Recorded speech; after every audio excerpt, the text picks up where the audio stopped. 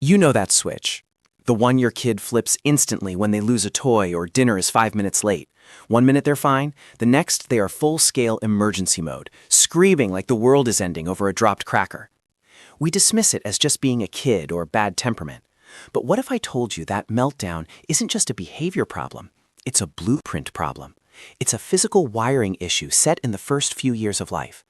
This isn't about being a bad parent. It's about how intense, repeated early stress literally changes the architecture of your child's operating system. And once you understand this, everything about your child's behavior finally makes sense.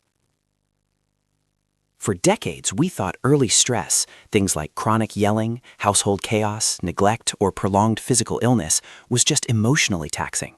We were wrong. Stress is a building material. Think of your child's brain like a new smart home. Everything is installed perfectly. But when they experience repeated, intense stress, a critical system gets sabotaged. It's the internal alarm. For most of us, that alarm sounds when there is a real threat, a fire, an emergency. But for a child navigating constant low-grade chaos, that alarm is sounding constantly. This is the stress hormone, cortisol, flooding the system day after day. This isn't just scary for them, it physically thickens and amplifies the wires leading to the panic button. That part of the brain responsible for instant survival is now oversized, hyper-responsive, and extremely noisy. It learns the world is dangerous, react first, ask questions later.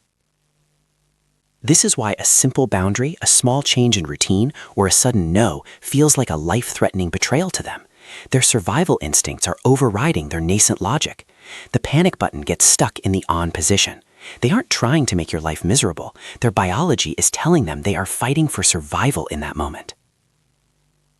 Now, what happens to the logic center? While the panic button is growing massive, the area responsible for focus, planning, and emotional management, we call it the CEO of the brain, is being starved. When stress hormones are constantly raging, resources are diverted away from the CEO's development. It's like trying to build a skyscraper when the foundation is constantly shaking. The result is a kid who struggles, not because they are defiant, but because the part of their brain that handles restraint is structurally underdeveloped. They struggle to hold a complex instruction. They cannot pause between feeling upset and lashing out. They hit puberty, and suddenly their reactions are wildly disproportionate to the event. This early wiring dictates their long-term ability to regulate impulses, manage complex friendships, and sustain attention in the classroom. We often medicate the resulting anxiety, but the root cause is often this early, invisible architectural damage. If their basic safety wiring is screaming, how can they possibly concentrate on fractions? So, is this damage permanent? Absolutely not.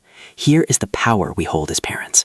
The child's brain is designed to heal, but it needs an external regulator to provide the stability it missed. Our calm, reliable presence acts like a soothing balm, literally laying down new, calmer neural pathways. When your child melts down, screaming about the blue cup versus the red cup, they don't need logic. They need regulated co-regulation. They need you to show them through your stable tone and predictable response that the world is safe and the alarm can finally turn off. Every time you respond calmly to their chaos, you are essentially rewriting the operating system, teaching the panic button to trust the CEO. This is the hardest work because often we are operating on our own inherited panicked wires. The invisible burden of early stress is real, and it manifests in the daily struggles of focus, emotion, and behavior. Understanding that their struggle is often structural, not willful, changes everything about how we respond.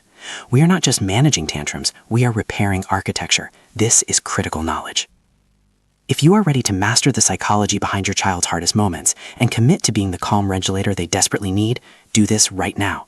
Hit the like button if you found clarity in this complex topic.